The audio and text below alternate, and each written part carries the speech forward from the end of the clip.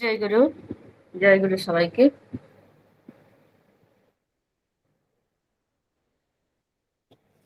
আমি একটু নার্ভাস, কারণ অনেক দিন পর, সেই লকডাউনের পর, মানে সেই রকম ভাবে কখনোই আমার আর অনলাইন এতে জয়েন করা হয়নি। হয়তো শুনেছি, কিন্তু নিজে কিছু করার বা পারফর্ম করার মতন সুযোগ, মানে সুযোগ না, আমার সেই এটার থেকেই আমি হয়তো একটু দূরে ছিলাম, হয়নি।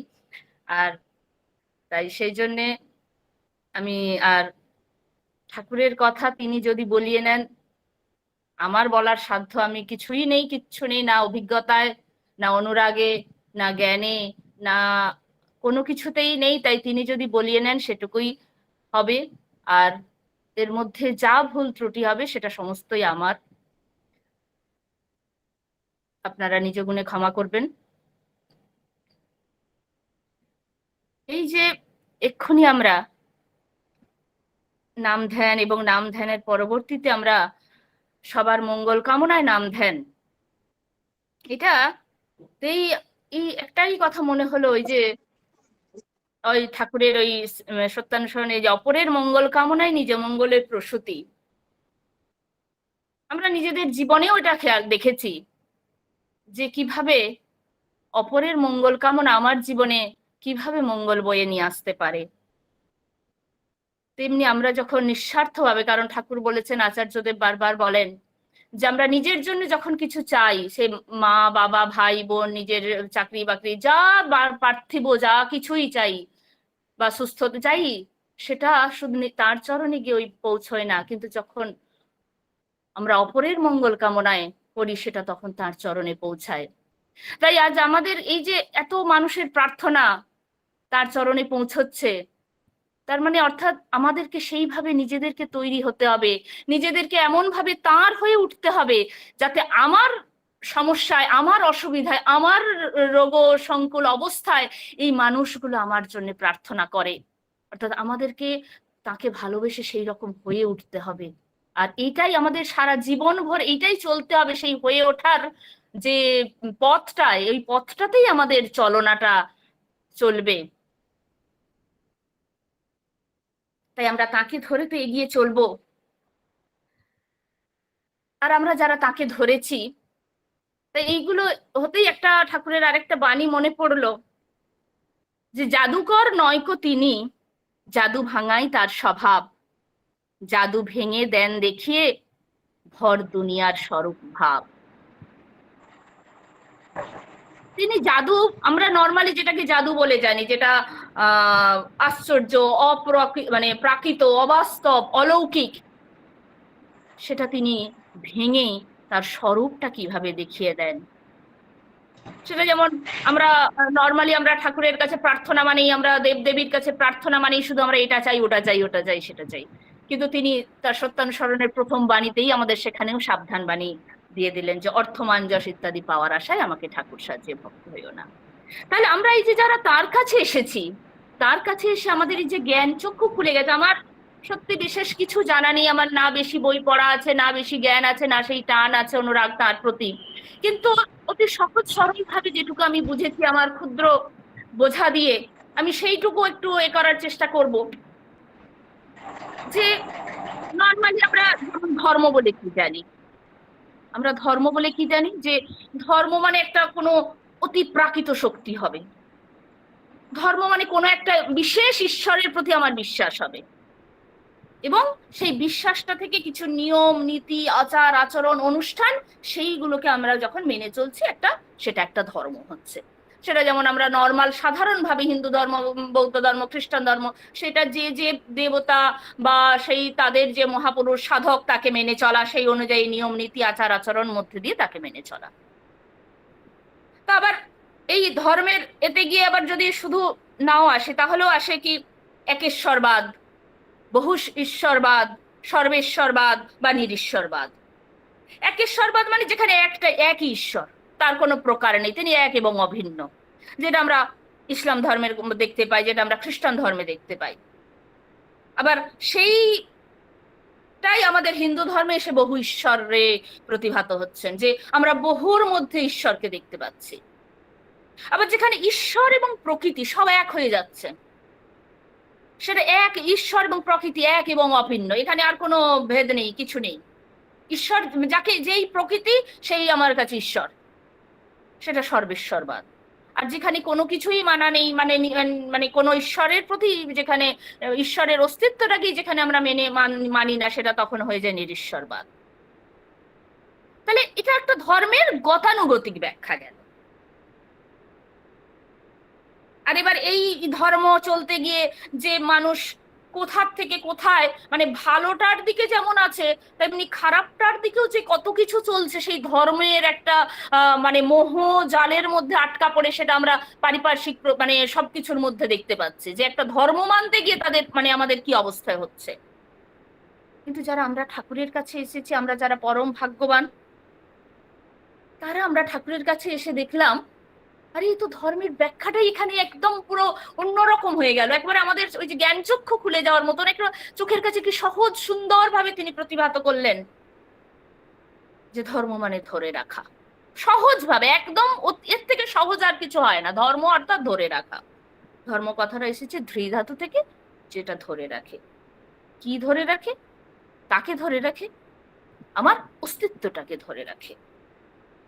যে কর্ম, যে আচরণ আমার অস্তিত্বটাকে ধরে রাখে, আমাকে বেঁচে থাকতে সাহায্য করে, আমাকে বেড়ে উঠতে সাহায্য করে, বিইং অ্যান্ড বিকামিং। সহজ কথায় সেটাই হচ্ছে ধর্ম। ঠাকুরের এই নিয়ে তো কত বাণী আছে। মানে বাঁচা বাড়ার মর্ম যা, ঠিকই যেন ধর্মতা। ধর্ম বলে তাই বাঁচা বাড়ায় অন্য যোগান ধর্ম যায়, সরি, ধর্ম যদি নাইরে ফুটলো জীবনের প্রতিকর্মে, হ্যাঁ একটু ভুল হলো, ধর্ম নাইরে ফুটলো জীবনের প্রতিকর্মে, বাতিল করে রাখলি তারে কি হবে তোর তেমন ধর্মে। অন্যে বাঁচায় নিজে থাকে, ধর্ম বলে জানিস থাকে। অর্থাৎ সবকিছুর মধ্যেই একটা সহজ কথা, বেঁচে থাকা এবং বেড়ে ওঠা। আবার সে সাথে অন্যে বাঁচায় নিজে থাকে, অন্যকে বাঁচিয়ে নিজে বেঁচে থাকা, বেড়ে ওঠা। এবার এই এই প্রসঙ্গে একটা আচার্যদেবের একটা বলা গল্প বা ঘটনার গল্পর কথা মনে পড়ছে।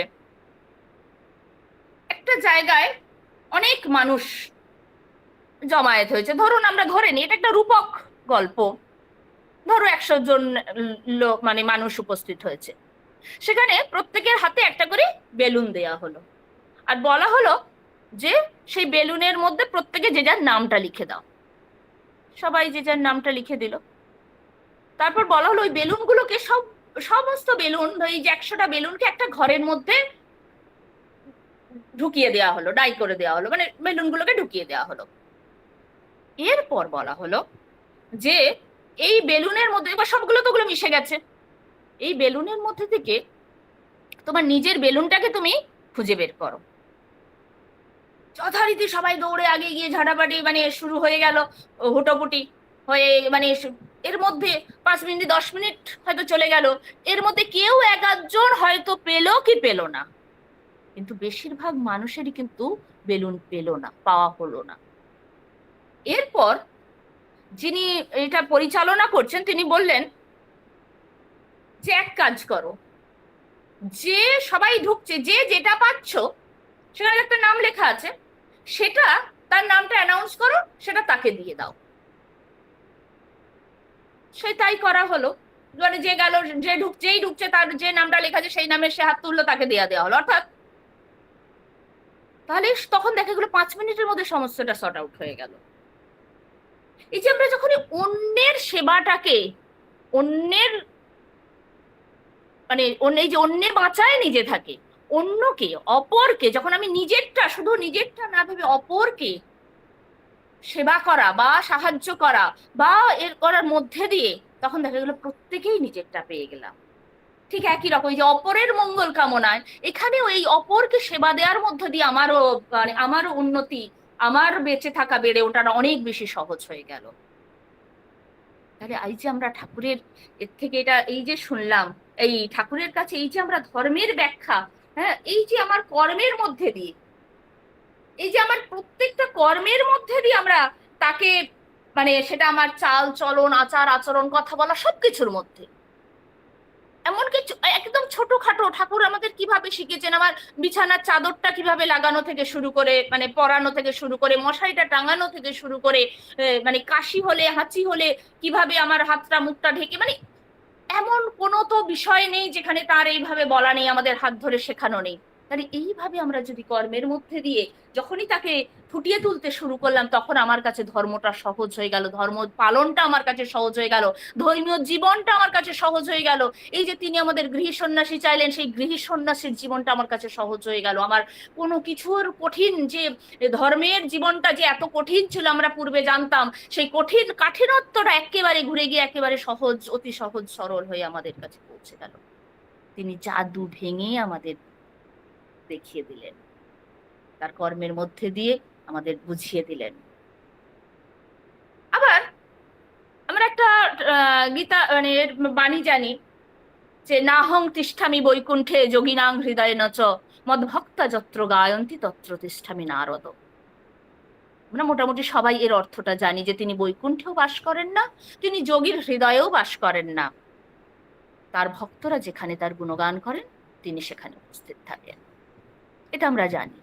অর্থাৎ আমরা আমরা বিশ্বাস করি যে যখন যেখানে সৎসঙ্গ হচ্ছে, যেখানে আলোচনা হচ্ছে, তার কথা আলোচনা হচ্ছে, তিনি সেখানে উপস্থিত থাকেন।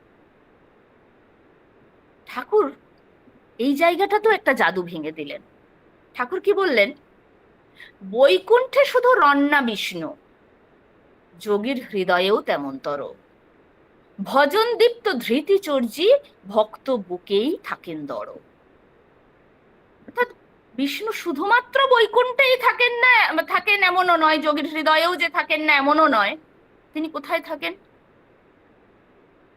ভজন দীপ্ত ধৃতি চর্যি, ভক্ত বুকেই থাকেন দড়।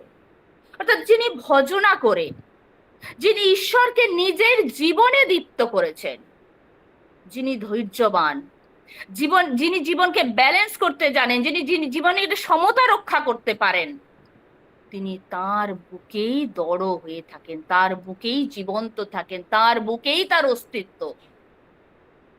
অর্থাৎ সেই একই জায়গায় এসে আছে আমার কর্ম, আমার চাল চলন, আমার অনুরাগ, আমার ভজনা, তাকে আমার জীবনে দীপ্ত করা, ওই যে ঠাকুরত্ব, তার সেই ঠাকুরত্বকে আমার জীবনে জাগ্রত করাটাই, তাহলেই তিনি আমার জীবনে মানে আমার অন্তরে থাকবেন। এই যে আচার্যদেব বারবার বলেন যে মন্দির মসজিদে মন্দির এর মধ্যে ঠাকুরকে না খুঁজি, যতক্ষণ না আমরা এটা ভাবতে পারছি যে তিনি আমার অন্তরে আছেন, তিনি আমার মধ্যে বাস করছেন, ততক্ষণ পর্যন্ত ওইগুলো সবই বৃথা যায়। ততক্ষণ পর্যন্ত সেই অনুভবের মধ্যে, অনুভূতির মধ্যে যতক্ষণ না আমরা আনতে পারবো, আমরা তাকে অনুভব করতে পারবো না। তিনি আমার হৃদয়ে আছেন, এই জায়গাটা, তাকে এই আমার সিংহাসনে, তিনি আমার মনের সিংহাসনে আছেন। তিনি আমার সবকিছুর মধ্যে যখন আমরা তাকে দেখতে পারবো, তাকে বুঝতে পারবো, তাকে অনুভব করতে পারবো, তবেই আমরা সেই তাঁর হয়ে উঠবো। এই হচ্ছে এই জাদু ভাঙা। আমরা আরেকটা বাণী জানি, এই মানে একটা কথা জানি, মারে হরি রাখে কে। তারপরে আমরা জানলাম না যে রাখে হরি মারে কে। মারে হরি রাখে কে এটা নর্মালি কথা ছিল, যে হরি মানে মানে হরি মারলে কেউ রাখতে পারবে না, কিন্তু হরি তো মারেন না, তাই কথাটা হচ্ছে রাখে হরি মারে কে, অর্থাৎ হরি রাখেন। এবার ঠাকুর এসে আমাদের এটাও বুঝিয়ে বললেন, হরি কিভাবে রাখেন। যে হরিকে রাখে, রাখে হরি, অর্থাৎ যে হরিকে রাখে, যে তার হৃদয়ে হরিকে রাখে, তাকে কেউ মারতে পারে না। অর্থাৎ যে ব্যক্তি তার জীবনে হরিকে প্রতিষ্ঠিত রাখেন, অর্থাৎ সেই হরিকে প্রতিষ্ঠিত রাখা মানে সেই চাল চলন, আচার আচরণ, ব্যবহার, কর্ম, সেই একই জায়গায় আমরা আবার এসে গেলাম যে আমার কর্মের মধ্যে দিয়ে, আমার আচরণের মধ্যে দিয়ে, আমার বাক্যের মধ্যে দিয়ে, আমার ব্যবহারের মধ্যে দিয়ে তাকে দীপ্ত রাখা। ঠাকুর বলছে দশবিধ সংস্কার মনে রাখিস নিষ্ঠাসার। দশবিধ সংস্কার বলি, হয়তো আমি নিজেও জানি না, যজন যাজন ইষ্টভৃতি সস্তনী সদাচার এটুকু তো বুঝলাম, তারপরেও থাকে নিষ্ঠা, আনুগত্য, প্রীতি সম্বেগ, ক্লেশ সুখ প্রিয়তা, ইষ্ট স্বার্থ প্রতিষ্ঠা পরায়ণতা। এই যে দশবিধ সংস্কার। এবার এই সংস্কারগুলোকে যখন আমরা একটু একটু করে আবার জানতে চাইবো, এই প্রত্যেকটা জিনিসকে, তখন কি বিশাল, কি অগাধ এর ব্যাপ্তি। কারণ ঠাকুর ওই যজনটাকেই শুধুমাত্র আমরা যখন দেখি যজন, সেটাকেরই তার যখন 10টা ভাগ আমরা দেখতে পাই,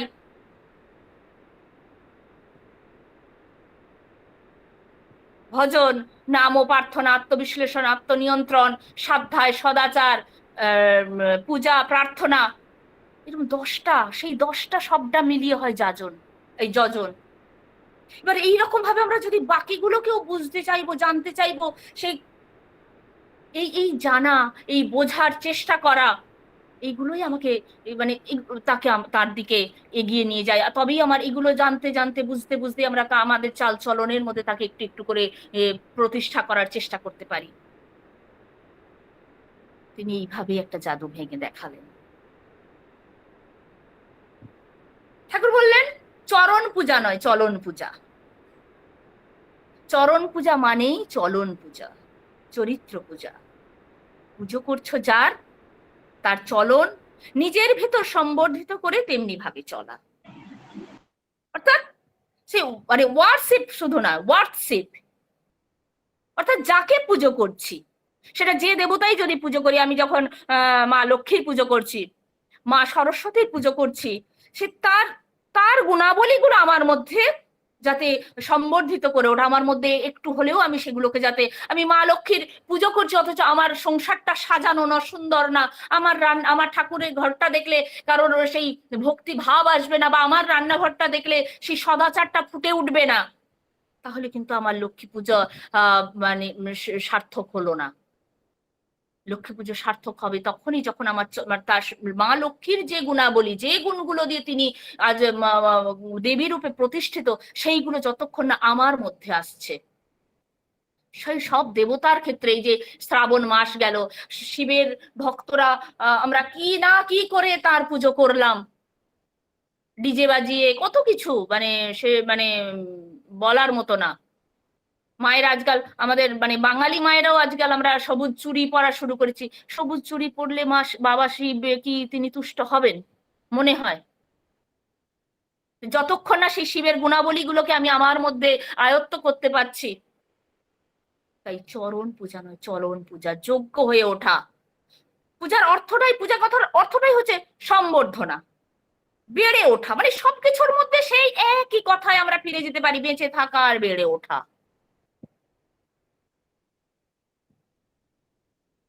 আমরা ঠাকুরের কাছে এসে শিখলাম ভালোবাসা মানে ভালোতে বাস করা। এখন দেখি সব সিরিয়ালই এই যে এই লাইনটা এসে যায়, মানে যারা বাংলা সিরিয়াল দেখি তারা জানি যে ভালোবাসা মানে ভালোতে বাস করা, সব সিরিয়ালে এসেছে। ঠাকুরের কাছে এসে জানলাম এই কথাটা এসেছে সংস্কৃত লুভ ধাতু থেকে। লোভ, কিসের লোভ? ওয়েল বিং, অর্থাৎ যাকে ভালোবাসি বলে আমি মনে করছি সে যাতে ভালো থাকে, তার প্রতি লোভ। অর্থাৎ আমার ভালোবাসার মানুষটাকে ভালো রাখার প্রতি লোভ, তাকে ভালো রাখার আপ্রাণ চেষ্টা, যেটা সেটা হচ্ছে ভালোবাসা। ভালোবাসা মানে কারোর সাথে মেলামেশা করা নয়। ভালোবাসা মানে মানে আমি কি কিভাবে ভালো থাকতে পারি, আমার পার্থিব যে যে যে জিনিসগুলোকে নিয়ে আমি ভালো আছি কিনা, এগুলো এগুলো কোথায় ভালোবাসার এই সংজ্ঞার মধ্যে তো এলো না। ভালোবাসার মানে সেই ভালো রাখার প্রতি লোভ, তাকে ভালো রাখার আপ্রাণ চেষ্টা। যা যা করলে আমি ভালোবাসি আমার বাবাকে, অথচ আমি আমি জানি না আমার বাবা কিরকম চা খেতে ভালোবাসেন না কফি খেতে ভালোবাসেন, চাটা কিরকম চা খেতে ভালোবাসেন, কোন কোম্পানির চা হলে তিনি আমি আমি এগুলো কিছুই জানি না, অথচ আমি বলছি আমার বাবাকে আমি খুব ভালোবাসি। বাবাকে ভালো রাখার সেই চেষ্টাটা যদি আমার মধ্যে না থাকে, তাহলে কি আমার সেই ভালোবাসা সার্থক হয়ে উঠবে? আর তাহলে যদি ঈশ্বরকে ভালোবাসি, আমরা বলি, আমরা ভাবি এই তো ঠাকুরের কাজ করতে গেছিলাম, এই তো কিন্তু যদি ঈশ্বরকে ভালোবাসি, তাহলে ঈশ্বরকে, তাকে ভালো রাখার যে প্রবণতা, সেটা আমার মধ্যে কতটা আপ্রাণ হয়ে উঠছে, আমি কতটা ইষ্ট স্বার্থ পরায়ণ হয়ে উঠছি আমার আচরণের মধ্যে। আমাকে দেখেই যে মনে হবে আমি ঠাকুরের মানুষ, এরকম কি আমি হয়ে উঠতে পারছি? এই আত্মবিশ্লেষণ গুলো যদি আমার মধ্যে আসে, তাহলে তো মানে যদি আমি নিজেকে একটু হলেও শুধরাতে পারি, তবে আমার মধ্যে সেই ভালোবাসা, তার প্রতি ভালোবাসাটা আমার মধ্যে সার্থক হয়ে উঠবে।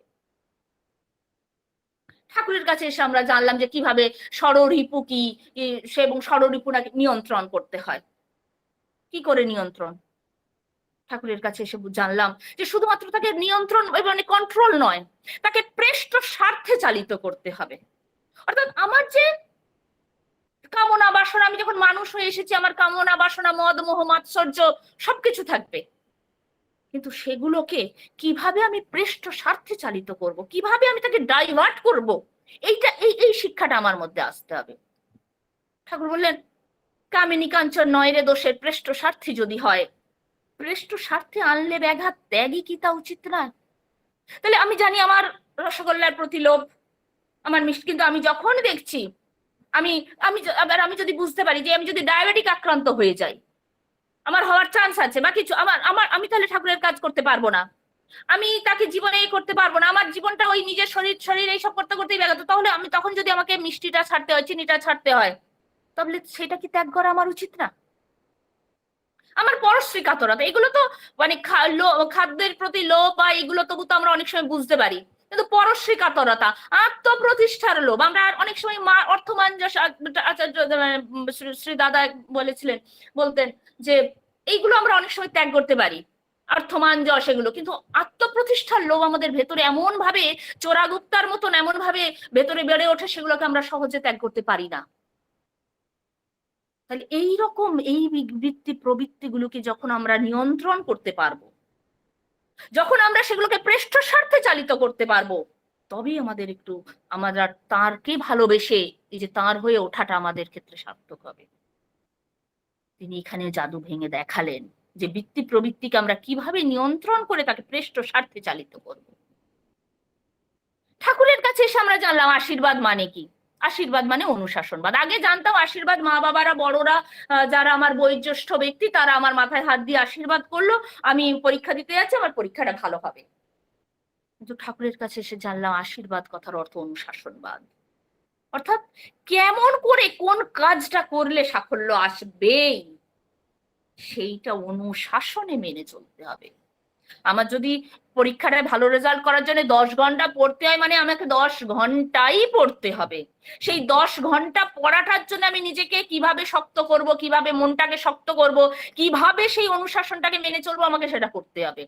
তা নাহলে আমাকে বড়র আশীর্বাদ করে দিয়েছে, ওই যে আচার্যদেব বলেন আমার কাছে হাতে পেন ছুঁয়ে নিয়ে গেলে কি পরীক্ষায় পাশ করে যাবে, সেই রকম তার ওই ওইভাবে না, তার কাছে এসে আমরা জানলাম যে সেই অনুশাসন বাদটাকে কিভাবে জীবনে মেনে চলতে হবে।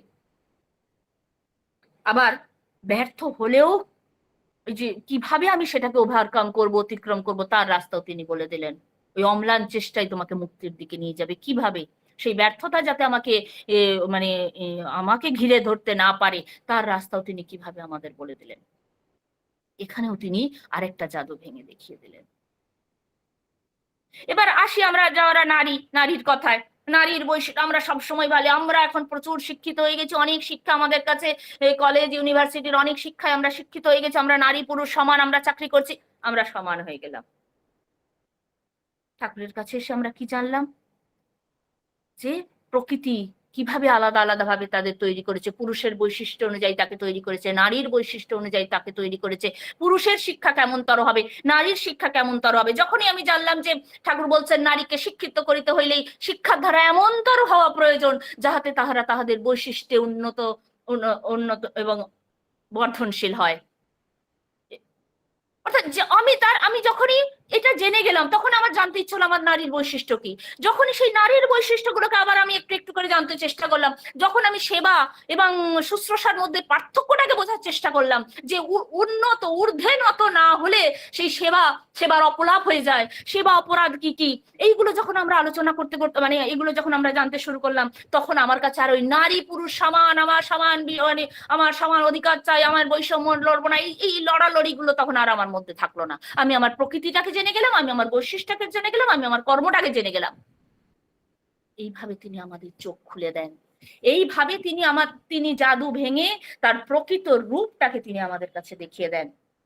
আর বর্তমানে আচার্যদেব তো আছেন, আচার্যদেব পরম পূজ্যপাদ শ্রী শ্রী আচার্যদেব, আমার বলার যদি ভুল হয়ে থাকে ক্ষমা করবেন, পরম পূজ্যপাদ শ্রী শ্রী আচার্যদেব আমাদের কত সুন্দর করে প্রত্যেকটা জিনিস আরো সুন্দর করে ব্যাখ্যা করে দিচ্ছেন, কি সহজ ভাবে ব্যাখ্যা করছেন।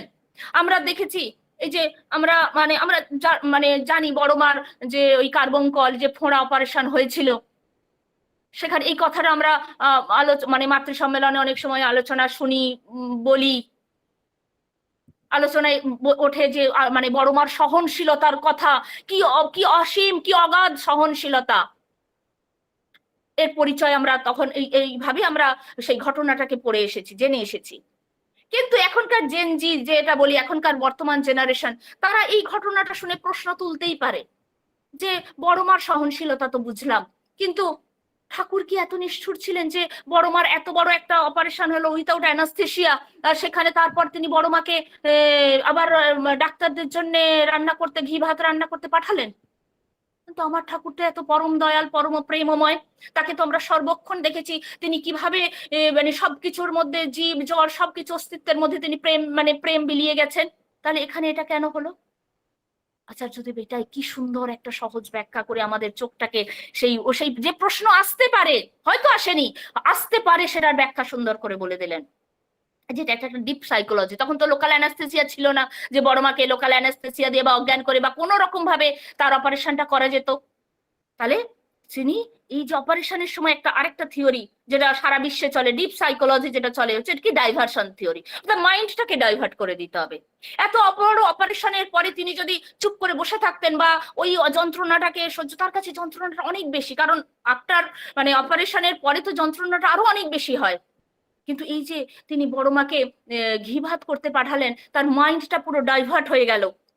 মানে মানে এই এই সাইকোলজি এটা বলে তাকে এমন কিছু আলোচনার মধ্যে মুগ্ধ করে দাও যাতে সেই যে যন্ত্রণার অনুভূতিটা তার থেকে মানে মানে ইয়ে হয়ে যায়, তার থেকে অনেক বেশি এমন একটা এর মধ্যে চলে যেতে হবে। তাহলে এই যে তিনি এই যে ঘি ভাত ডাক্তারদের খাওয়াতে হবে, ঘি ভাত করতে হবে, এই রান্না করতে হবে, এই যে তার মধ্যে চলে গেলেন, তাতে বড় মা মানে এটা ঠাকুরের কি রকম ব্যাখ্যা! ঠাকুর বড় মাকে পেন কিলার ম্যানেজমেন্ট, অর্থাৎ এটা একটা ব্যাখ্যা যেটার মধ্যে দিয়ে মানে এটাই হচ্ছে ভালোবাসার এক্সট্রিম ফর্ম। এর এর এই অসীম অনন্ত, এর বাইরে আর যাওয়া যায় না।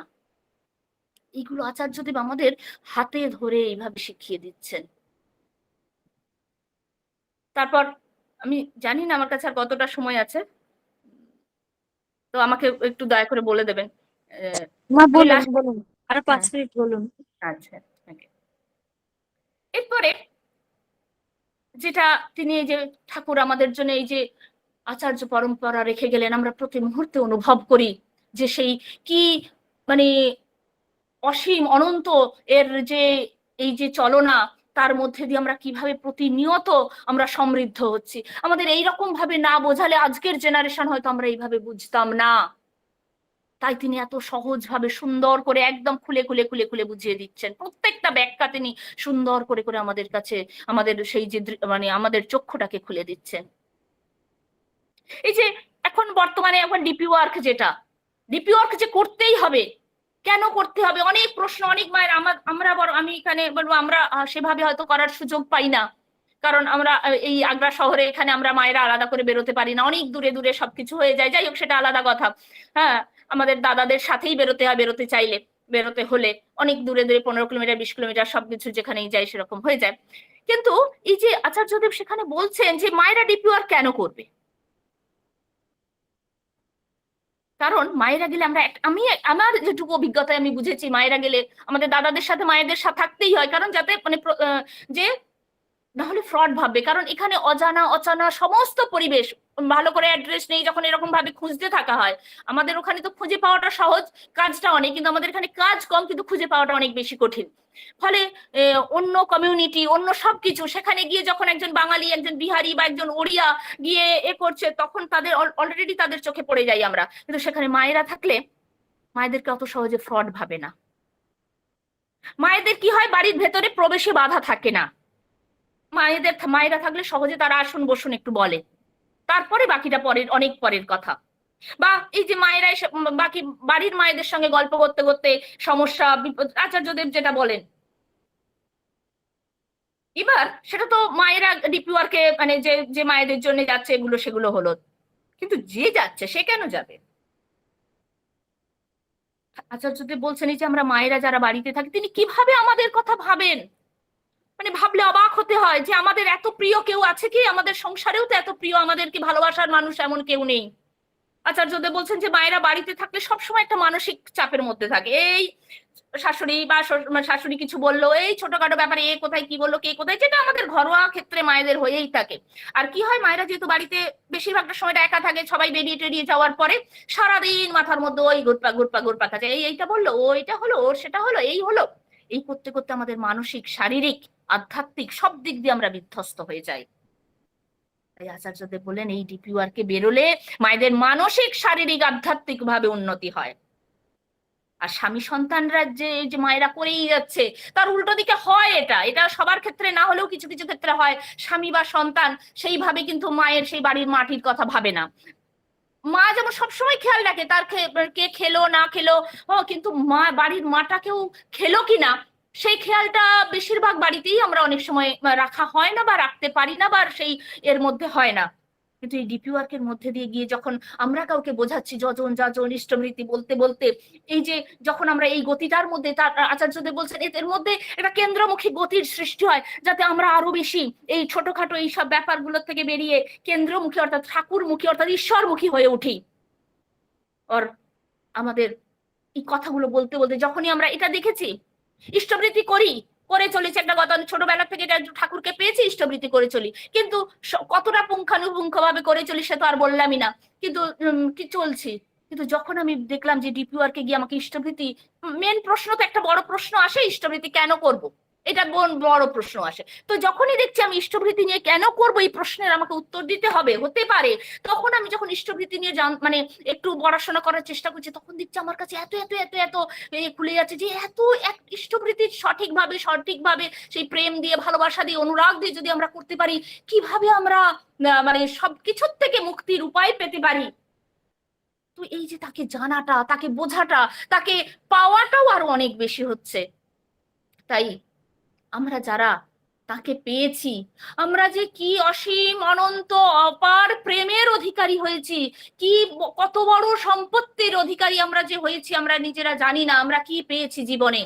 হয়তো যখন জীবনের সেই শেষ দিনগুলো আসবে তখন হয়তো আমরা রিয়েলাইজ করব, কিন্তু যাতে সেই শেষ দিনগুলোতে আমাদের রিয়েলাইজ করতে না হয়, যাতে আমরা সেই শেষ দিনগুলোতে সেই তাকে নিয়ে চলতে পারি, এই যে নিঃস্বার্থ ভাবে এই যে সবাই যে আমার জন্য এই যে প্রার্থনাগুলো, এই প্রার্থনাগুলোর মানুষ যাতে আমার জীবনে তৈরি হয়, যাতে আমার জীব চলে যাওয়ার সময় যাতে সেই মানুষগুলো আমার জন্য প্রার্থনা করে, আমি যেন সেই নাম ধ্যান মুখী হয়ে তার চরণে যেতে পারি। এই প্রিপারেশনটা কিন্তু আমাদের এই এখন থেকেই সেই তাকে নাম ধ্যানের মধ্য দিয়ে, তাদের জীবনে চাল চলন কর্মে সবকিছুর মধ্য দিয়ে আমাদের এইভাবে যেতে হবে। এই বলে এখানে উপস্থিত সবার মঙ্গল প্রার্থনা করি, আমরা সবাই একসাথে তার চরণে, তার উপরে বিশ্বাস, ভরসা, ভালোবাসা, অনুরাগ রেখে আমরা আরো এগিয়ে যাব, একটু একটু করে নিজেদের শুধরে আমরা তার পথে এগিয়ে যাব, এই প্রার্থনা করে শেষ করছি। জয় গুরু, সবাই ভালো থাকবেন। জয় গুরু। জয় গুরু মা, জয় জয় গুরু। এত অপূর্ব আলোচনা করলেন। প্রথমে বললেন যে আপনি বক্তা নয়, কিন্তু আপনি ভক্ত মানুষ। হয়তো বক্তা নয়, কিন্তু ভক্ত মানুষ। খুব সুন্দর করে আলোচনা করলেন যে অপরের মঙ্গল কামনাই নিজ মঙ্গলের প্রসিদ্ধি। ধর্ম মানে বাঁচা এবং বাড়া। বহু নৈষ্ঠিকের ঈশ্বর প্রাপ্তি হয় না। ধর্ম মানে ধরে রাখে আমাদের অস্তিত্ব। অপরকে সাহায্য করার মধ্য দিয়ে আমাদের অস্তিত্ব বেঁচে থাকে। ভক্তরা যেখানে তার গুণগান করেন, ভগবানের সেখানে বসবাস করেন। তিনি আমাদের অন্তরে বিরাজ করেন, সর্বত্র তিনি বিদ্যমান। আমার আচার আচরণের মধ্য দিয়ে তাকে প্রতিষ্ঠা করতে হবে। আত্মপ্রতিষ্ঠা নয়, ইষ্ট প্রতিষ্ঠা করতে হবে। আশীর্বাদ পেতে হলে তার অনুশাসন মেনে চলতে হবে। ঊর্ধ্বে নত না হলে আমাদের উন্নতি হবে না। নারীর বৈশিষ্ট্য কি? বড় মা, সে বড় মা তার নিজের জীবন দিয়ে দেখিয়েছেন। আর আমাদের নাম ধ্যানের মধ্য দিয়ে আমাদের আচার আচরণ, আমাদের প্রবৃত্তি গুলোকে নিয়ন্ত্রণ করে ওঠার মধ্য দিয়ে আমাদের ঈশ্বর প্রাপ্তি সম্ভব। কারণ মানব জীবনের একমাত্র উদ্দেশ্য হচ্ছে ঈশ্বর প্রাপ্তি। তা আমাদের নাম ধ্যানের মাধ্যমেই আমাদের আচার আচরণ মধ্য দিয়ে তাকে ফুটিয়ে তুলতে হবে। জয় গুরু, অপূর্ব আলোচনা। আর আমার কৃপাময়ী মাকে অনেক অসংখ্য ধন্যবাদ। আমার মায়ের সঙ্গে যোগাযোগ সূত্র তিনি করে দিয়েছেন। আমার দুই মায়েরই সার্বিক মঙ্গল প্রার্থনা করি পরম পিতা রাঙ্গারাতুল চরণে। আপনারা খুব ভালো থাকুন, সুস্থ থাকুন এবং পরম পিতাকে নিয়ে আনন্দে ভরপুর হয়ে থাকুন, এই কাতর প্রার্থনা দয়ালের রাঙা রাঙা চরণে। জয় গুরু মা। জয় গুরু, জয় গুরু, জয় গুরু।